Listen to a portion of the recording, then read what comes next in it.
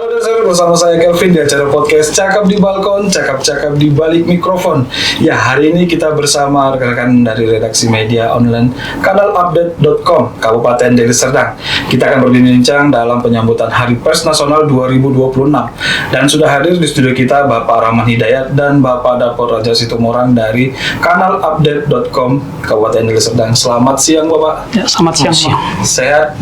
Alhamdulillah. Semangat? Tetap semangat. Walaupun sudah mulai Ya. siang menjelang sore ya. Ya, tetap semangat. Semangat ya. Pasti. Semangat pagi ya. Semangatnya tetap semangat pagi gitu ya. Oke, luar biasa nih.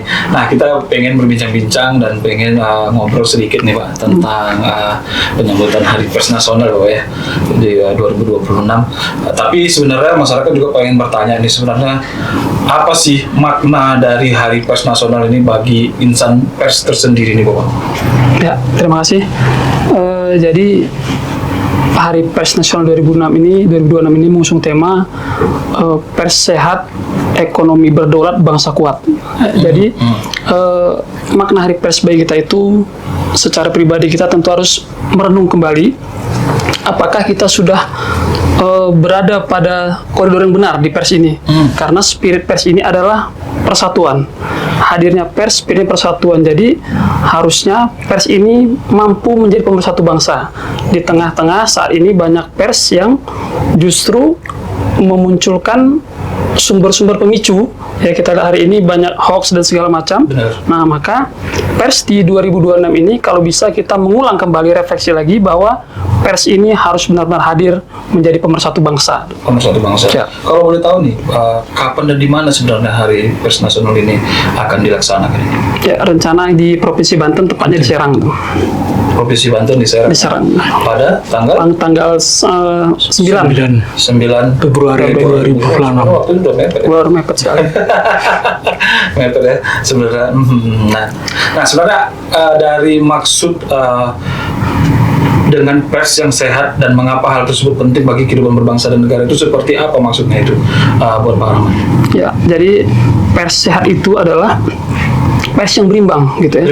Berimbang. Jadi kalaupun media online tertentu atau pers tertentu itu berdiri pada posisi pemerintah, setidaknya apa yang disampaikan itu sesuai fakta dan data, tidak melebihi dalam narasi, sehingga tidak menimbulkan cinta buta dalam hal ini kan gitu. Kalau sudah cinta buta udah bahaya nih kan gitu. Benar. Nah, begitupun kalau kita berdiri pada ruang kritik, harusnya kritik itu solutif, memberikan jalan keluar, bukan kritik itu malah membangun narasi yang provokatif seperti itu kira-kira. Sehat. Nah, kalau kita bercerita sedikit tentang pemerintahan ini, jadi apakah sama dengan hal itu yang dilakukan oleh tim dari pers untuk mendukung program-program Bapak Bupati kita nih Pak? Ya, saya rasa begitu karena sesuai pula ini kan Deli Serdang sehat, pers sehat ini gitu. Pers sehat. Jadi kalau pers itu sakit, sudah pasti korbannya banyak. Karena penggiringan opini itu kan berada pada pers. Benar. Jika kita sebagai pilar keempat ini menggiring opini yang salah, tentu akan banyak korban, chaos dan segala macam. Maka hadirnya pers ini harus benar-benar sehat. Tidak boleh pers itu sakit gitu. Ya, gitu. Nah, kalau Pak dapat nih, gimana ditambahannya nih? Betul. Kalau menurut Bapak, pandangan pers dalam mendukung program atau visi-misi Pak Bupati juga lah, mungkin contohnya. Ya, betul yang dibilang saudara Rahmat tadi.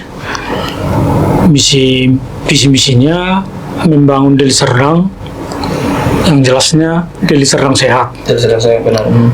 Deli Serdang sehat yang tetap bermacu pada Deli Serdang Penega Perkasa Jaya.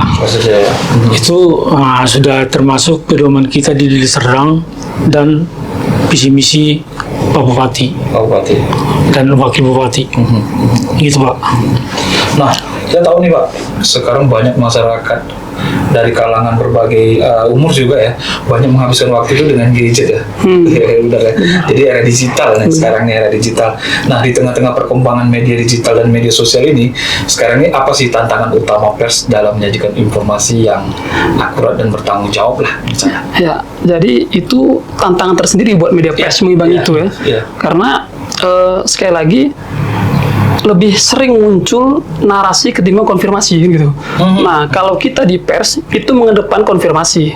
Nah, sementara kalau yang seperti sosial media itu kadang kan seperti konten-konten itu lebih mengedepankan narasi.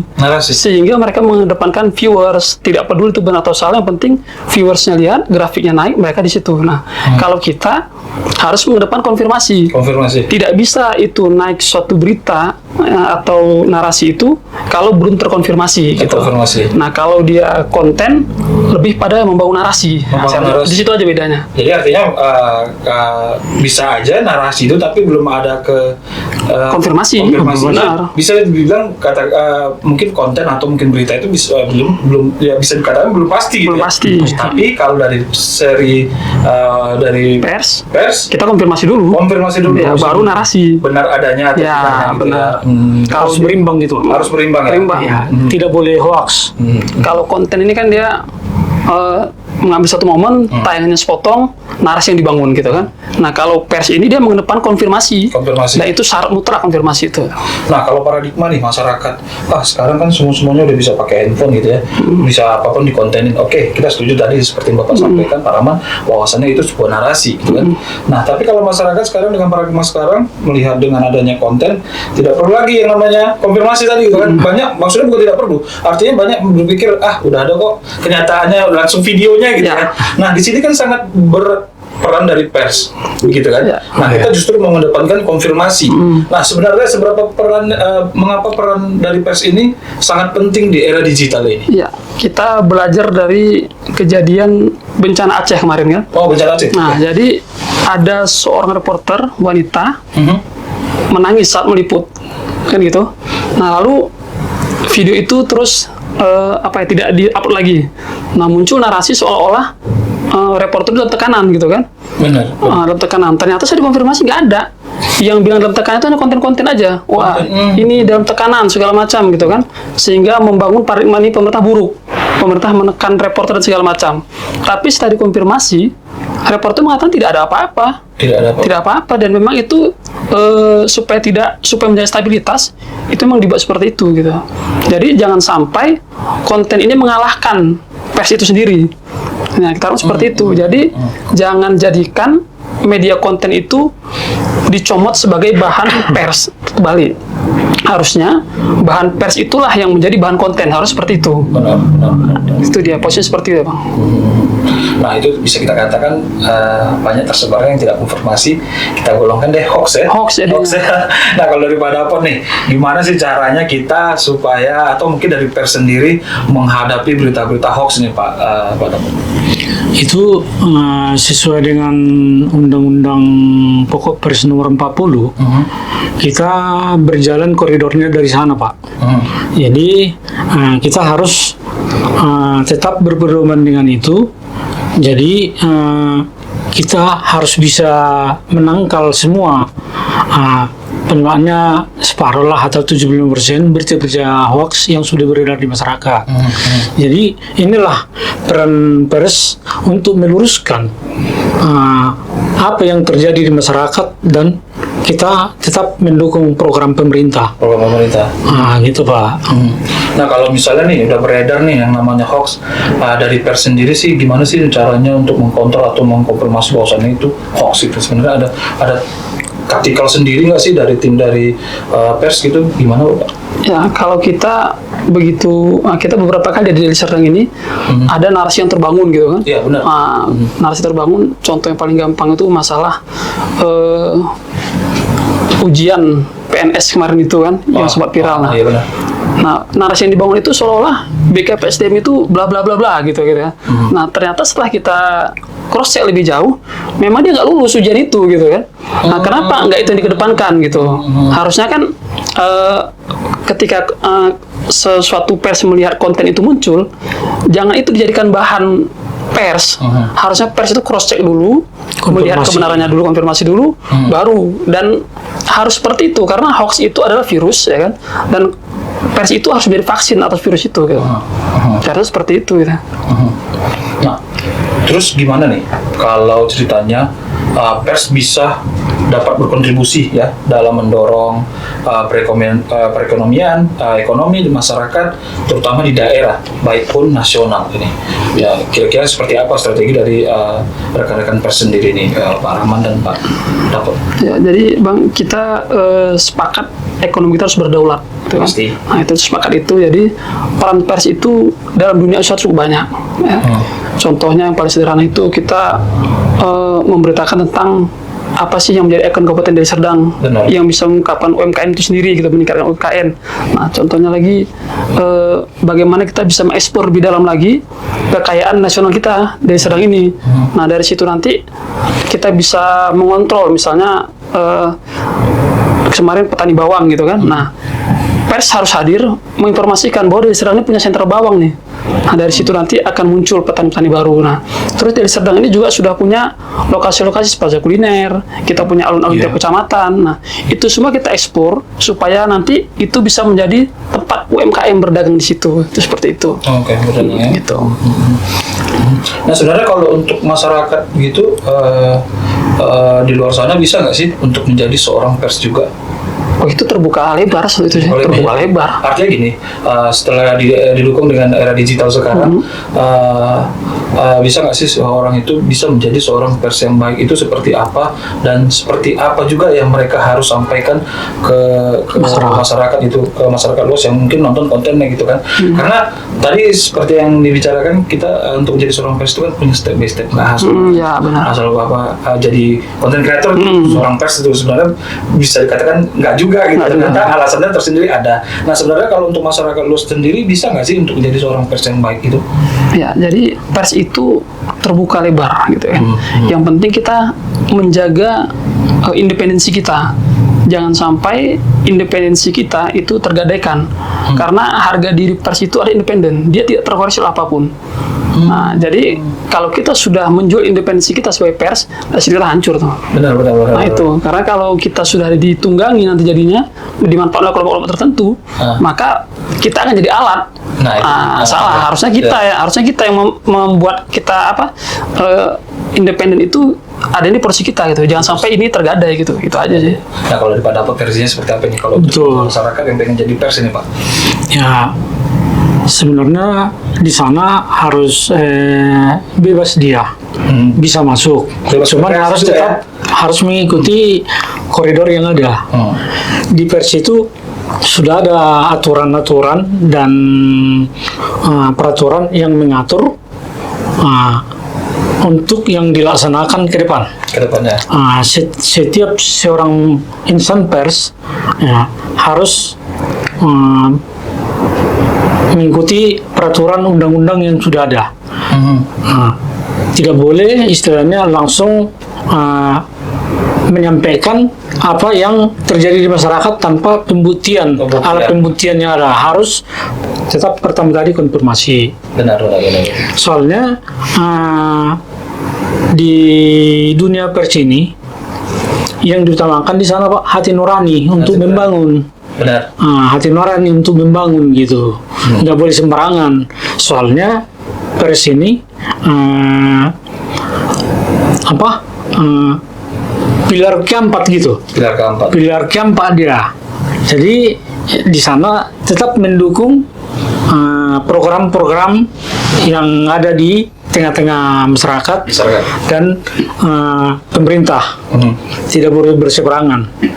Jadi saling membangun sambil maju gitu. Artinya kita pengen mengedukasi juga nih buat masyarakat itu kan, bukan hanya sembarang sebar berita, kan? Nggak boleh. Artinya ya maaf, sekarang kita tahu di media sosial banyak yang FB Pro gitu ya. Yang penting konten.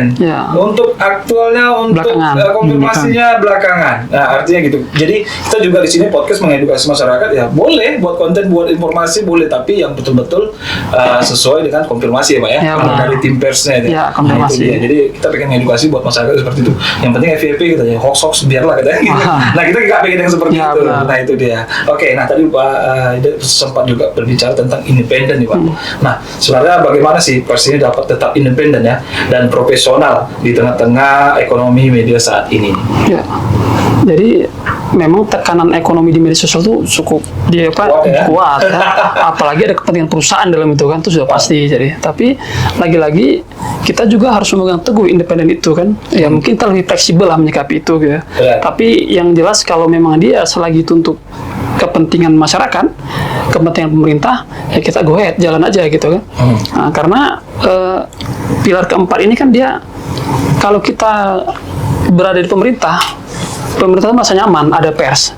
Jadi kalau pers itu hadir, pemerintah nggak nyaman, ini bukan tiang nih, bukan pilar nih, tanda tanya gitu kan.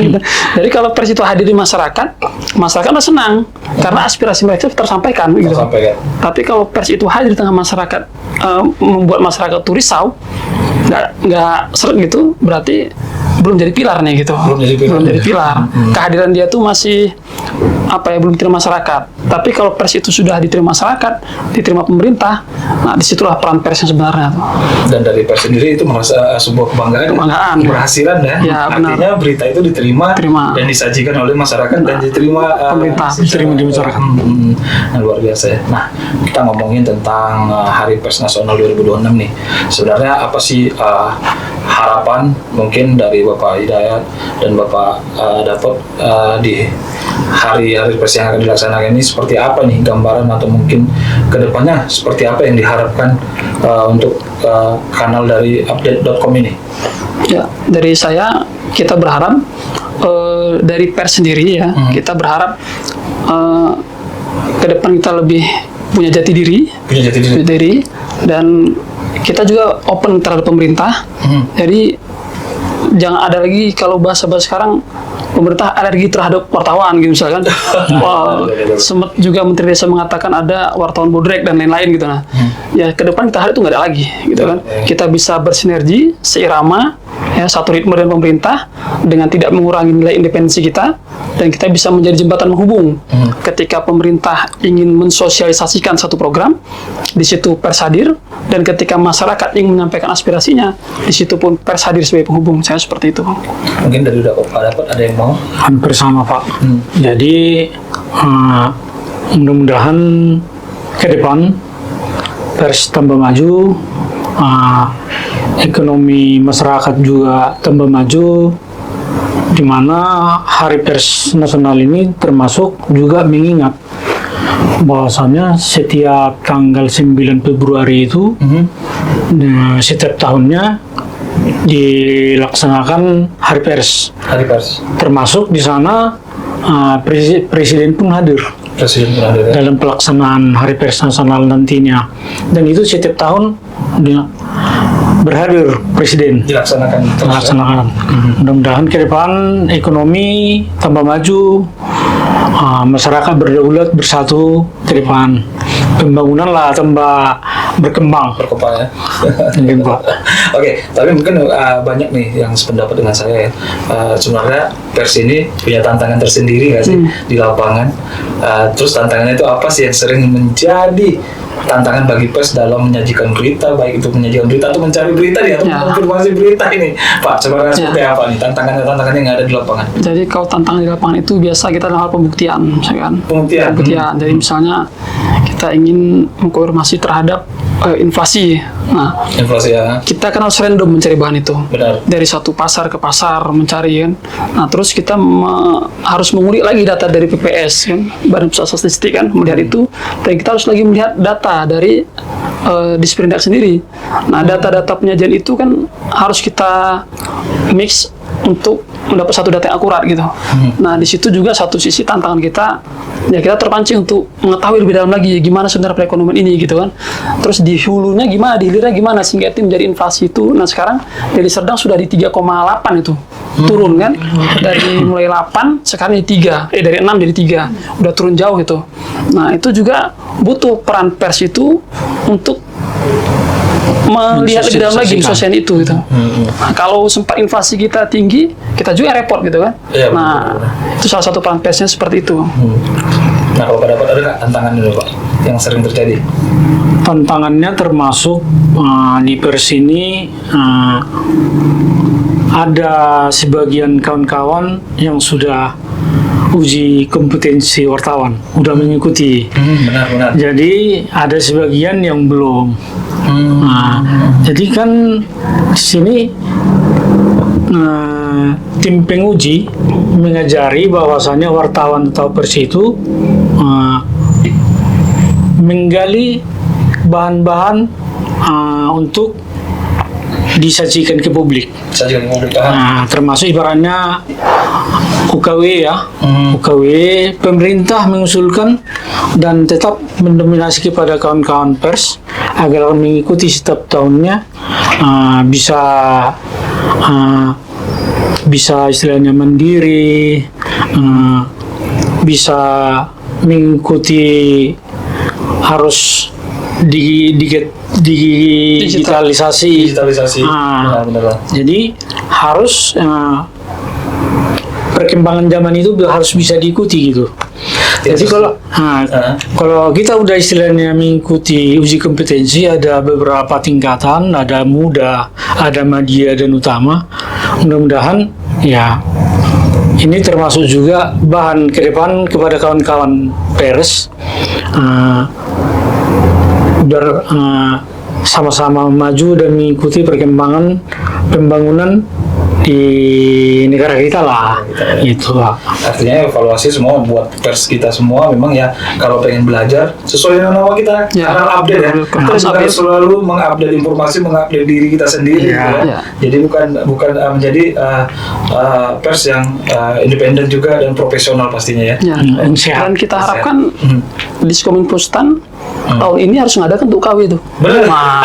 Harus programkan itu. Dianggarkan itu dulu. Jadi seluruh wartawan Deli Serdang harus UKW di Kominfostan Deli Serdang gitu. Share apa sih gitu juga. Benar. Oke, mungkin yang terakhir nih buat Pak Hidayat sama Pak Raja, Pak Dapot. Kira-kira nih, apa sih yang mau disampaikan mungkin buat masyarakat luas Kabupaten Deli Serdang yang nonton kita ini Pak, baik itu terkait pers, baik itu terkait ya tadi kepercayaan masyarakat dengan mudah gampang percaya sama hoax gitu ya. Kira-kira apa yang mau disampaikan nih buat masyarakat yang nonton kita ini? Baik, kita ingin sampaikan bahwa hari tanggal 9 nanti kita memperingati Hari Pers Nasional. Spirit kita ya, pers itu sehat. Deli Serdang pun hari ini mengusung hashtag Deli Serdang Sehat. Harapan kita, harapan Bupati Deli Serdang, semoga ke depan Deli Serdang ini akan semakin sehat, persnya semakin sehat, dan masyarakat juga sehat. Ya. Mudah-mudahan kita ke depan nantinya masyarakat lebih mengutamakan berita-berita yang benar, jangan mudah menerima berita yang belum tentu jelas sumbernya. Jika memang ada berita itu ragu, bisa ditanyakan mungkin ke Kominfo selaku penyedia informasi Deli Serdang. Mungkin juga ke depan kita harapkan Kominfostan juga sudah bisa memberikan call center gitu. Apabila masyarakat menerima informasi benar tidaknya, itu kan mungkin masyarakat susah mengakses ke dinas tertentu, mungkin mereka bisa konfirmasi ke Kominfostan. Itu harapan kita Pak. Oke, luar biasa. Mungkin Pak dapatnya ada boleh tambahin Pak? Ada Pak. Walaupun kita dari jajaran pilar keempat pers, kita juga mengharapkan kepada masyarakat luas, pembangunan itu tidak terlepas dari pajak. Kita berharap, kita berharap kepada masyarakat ya agar taat pajak lah, agar pembangunan di Deli Serdang makin maju, bisa balance dia. Jika terlambat masyarakat itu membayar pajak, pembangunan pun pasti akan tersendat. Ini kami berharap dari pilar keempat dari pers sama-sama majulah, agar Deli Serdang tetap sehat. Oke, luar biasa Pak. Terima kasih Pak sudah hadir di podcast kita. Luar biasa, sukses terus buat kanal update.com-nya dan sukses juga buat hari HPN Pak ya. Hari Pers Nasionalnya yang akan dilaksanakan di Banten Bapak ya. Banten tanggal 9 2026 ya. Jadi buat rekan-rekan pers silakan hadir gitu ya. Terus meramaikan. Ya, dan masyarakat juga ya yang mungkin yang bisa hadir ke acara HPN-nya di Banten sana. Luar biasa. Oke, sekali lagi kita ucapkan terima kasih Bapak. Kalau ada kesempatan kita undang lagi Ya, siap. Ya, setelah pulang mungkin bisa Berbagi cerita. Ceritakan cerita. Oke, buat masyarakat luas dari Serdang, terima kasih sudah nonton podcast kita, dan mari kita dukung terus program dan visi misi Bapak Bupati Deli Serdang, dan mari kita menjadi warga yang taat pajak agar pembangunan Deli Serdang jauh lebih maju lagi. Dan jangan lupa like, komen, dan subscribe channel Pemkab Deli Serdang. Akhir kata saya Kelvin, mewakili rekan-rekan dari kanal update.com dan seluruh kru yang bertugas. Terima kasih, sampai jumpa lagi dan bye bye. Deli Serdang sehat. Sehat.